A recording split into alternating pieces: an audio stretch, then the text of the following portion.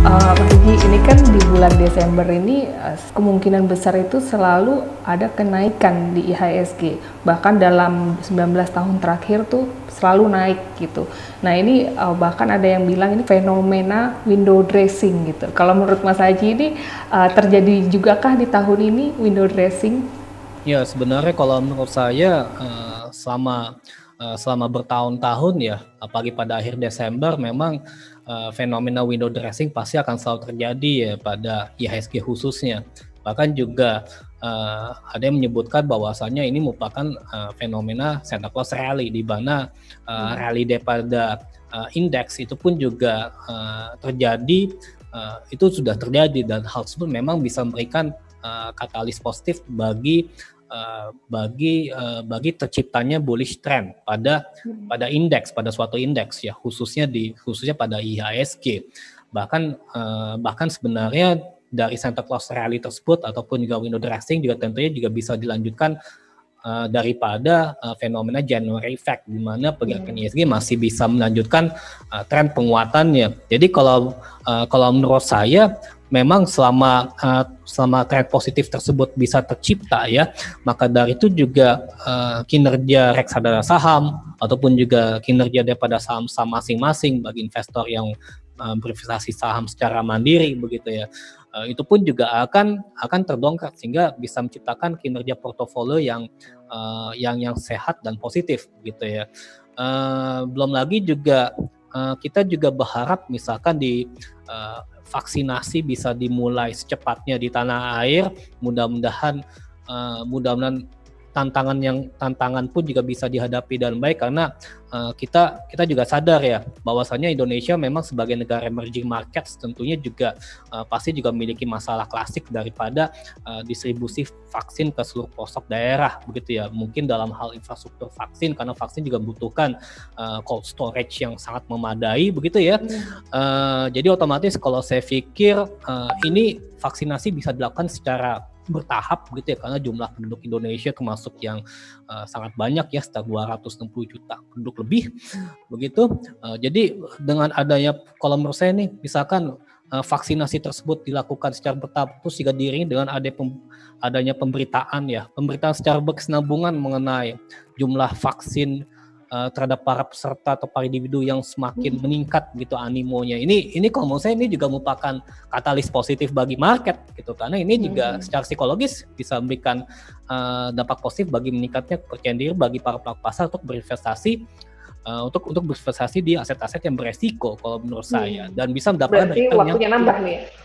Berarti waktunya nambah saham gitu, atau iya, kalau menurut saya bisa menambah saham, misalkan dari para pelaku investor yang telah mengambil aksi profit taking, kemudian juga kalau pergerakan IHSG kembali terkoreksi wajar, maka dari itu juga tentunya ini bisa dimanfaatkan oleh para pelaku pasar untuk melakukan aksi buyback begitu. Belum lagi saat ini misalkan asing sudah mencatatkan net buy begitu ya, atau foreign net buy, sehingga dengan demikian ketika IHSG naik, maka dari itu juga kita juga akan bisa menikmati profit gain yang lebih optimum tentunya, dan ini juga merupakan suatu keberkahan di dalam investasi pasar modal.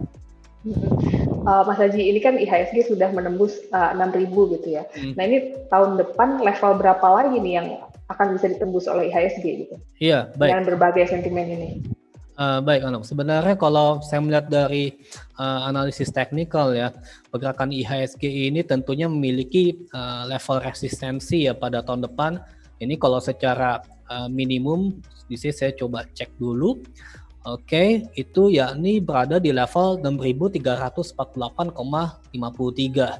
Ya, ini minimum level resistensi minimum yang mesti diuji oleh IHSG. Karena dengan demikian di sini pola rounding bottom bisa terbentuk secara sempurna.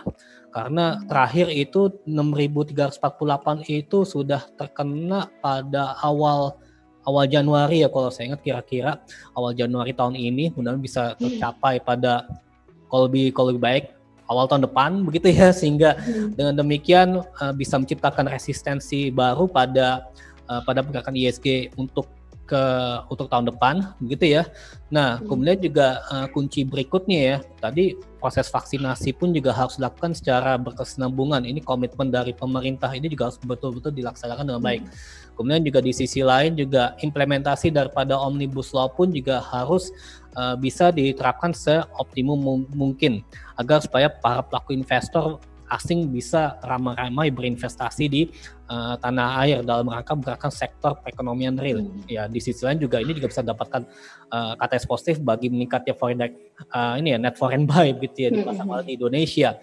Sehingga dengan hal tersebut ya, kalau misalkan jika kondisi tersebut bisa tercipta ya secara umum, maka resistensi IHSG sebenarnya ini terdapat pada Fibonacci 138%, yakni di kisaran 7.279 gitu ya. Wow, bisa di tahun depan gitu. Ini sangat optimis ya kalau menurut saya. Memang saya akui ini sangat optimis ya. Sangat optimis ini pun juga kalau menurut saya mesti dibarengi tadi dengan adanya katalis positif tersebut. Kemudian juga recovery perekonomian yang berjalan dengan baik ya, dengan sangat baik begitu ya, karena memang proyeksi dari saya pribadi itu di kisaran 4,97% hingga 5% ya untuk tahun depan.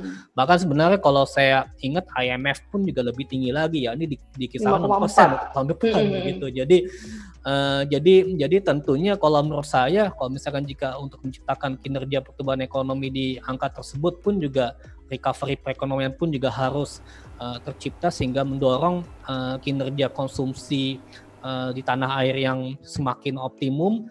Maka dari itu pun juga saya pikir kembali lagi kepada kebijakan pemerintah juga dalam hal penanggulangan COVID-19 ya. Saya sih juga berharap misalkan ke depannya PSBB tidak begitu diterapkan secara sangat ketat begitu ya. Karena kalau misalkan jika terjadi demikian ya, kita juga harus siap-siap melakukan antisipasi ya, dengan kondisi misalkan tadi saya menetapkan target minimum IHSG di sekitar 6.348,53 tersebut begitu ya. Ini kan kalau menurut saya ini suatu hal yang sentimen utama tersebut itu esensial ya kalau menurut saya. Menurut saya ini esensial yang bisa menggerakkan daripada posisi pergerakan indeks. Belum lagi untuk sentimen lainnya sebenarnya masih banyak sekali ya. Misalkan kalau dari global berkaitan dengan dinamika politik ya, maupun juga ekonomi internasional, misalkan berkaitan dengan adanya kebijakan Biden dalam rangka mendukung recovery perekonomian global, misalkan dengan tidak menerapkan kebijakan yang sangat yang menimbulkan kesan bagi para pelaku pasar, contohnya yang bisa menimbulkan trade war misalkan dan Tiongkok, dan juga berkaitan dengan faktor post Brexit talks misalkan. Mudah-mudahan ini kalau menurut saya ini di Eropa ya, ini sentimen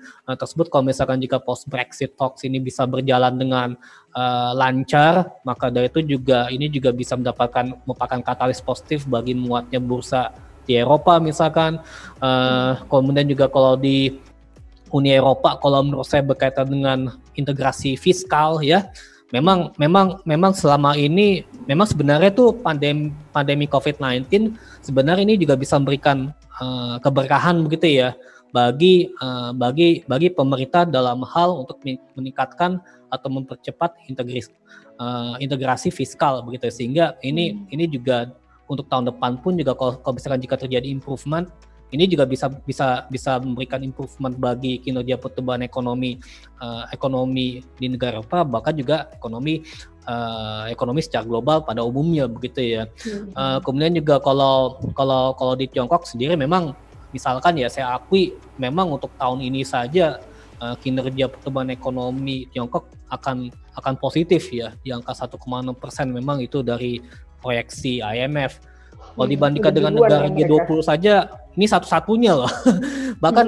bahkan yang lainnya masih kontraksi ya, termasuk Indonesia gitu proyeksinya. Jadi sebenarnya tuh kemajuan daripada progresnya kinerja pertumbuhan ekonomi Tiongkok menurut saya ini bisa dimanfaatkan oleh Indonesia misalkan untuk meningkatkan kapasitas maupun kapabilitas ekspor begitu ya. Karena kan selama ini juga kita melihat buktinya tren daripada kenaikan harga batu bara sudah terjadi begitu kan. Iya.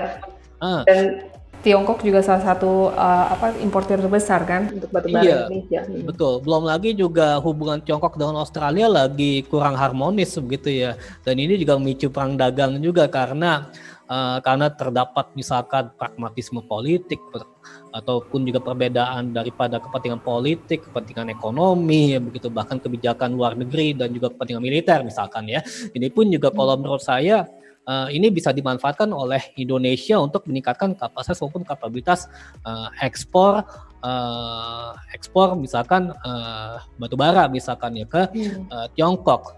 Ya kalau kita melihat misalkan juga dengan adanya meningkatnya akses ekspor pun juga membuat kinerja daripada neraca perdagangan Indonesia pun juga mengalami surplus ya, karena saya ingat memang sejak ini ya pasca April pun juga sudah mulai menunjukkan tanda-tanda yang positif ya daripada kinerja neraca perdagangan Indonesia yang semakin surplus gitu ya, yang mengalami surplus. Tapi itu bukannya ini Mas Haji, bukan karena impornya yang berkurang gitu, bukan karena ekspor yang naik gitu kan sebenarnya. Tapi semoga aja kalau dengan China-nya membaik, justru ekspor kita yang meningkat gitu. Jadi surplusnya lebih positif gitu loh. Iya. Memang kita akui bahwasannya selama terjadi kondisi di mana negara menerapkan lockdown ya, kalau di luar negeri, sementara kalau di Indonesia telah menerapkan PSBB pada waktu terjadi pandemi COVID-19 yang begitu krusial ya. Maka dari itu juga akses impor pun juga tidak terlalu menunjukkan tanda-tanda yang optimum begitu, sehingga memang kita akui neraca perdagangan Indonesia cenderung mengalami surplus.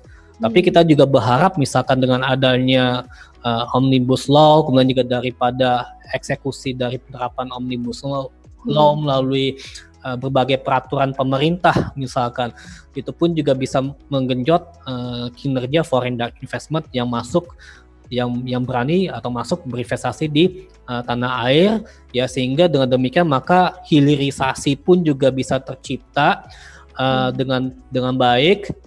Maka dari itu juga ke depan ini juga bisa memperbaiki kinerja ekspor kita ke arah yang lebih baik lagi kalau menurut saya. Dan ini pun juga harus dilakukan secara bertahap ya. Memang Indonesia masih negara emerging market ya, kalau saya akui. Kalau negara emerging market ini kan atau negara berkembang memang potensi terjadi ketergantungan impor pun juga masih terbuka lebar kalau saya akui begitu ya. Tapi juga di sisi lain komitmen pemerintah untuk mengurangi ketergantungan impor itu juga mulai dilakukan ya, mulai dieksekusikan melalui berbagai peraturan yang mempermudah hal tersebut begitu ya, sehingga nanti ke depannya kalau misalkan jika untuk menjadi negara maju pun juga Indonesia juga harus bisa menciptakan neraca perdagangan yang lebih optimum lagi, yang lebih yang bisa surplus secara berkesinambungan kalau menurut saya. Tapi ini semuanya butuh proses kalau menurut saya, butuh proses secara jangka panjang.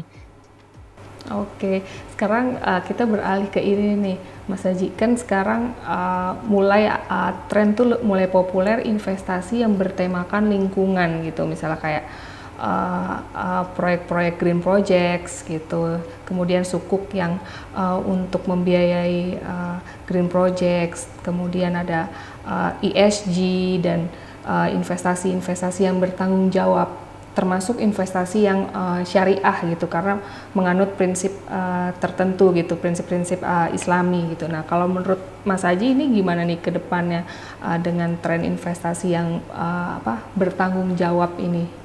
Ya, yang bertemakan lingkungan.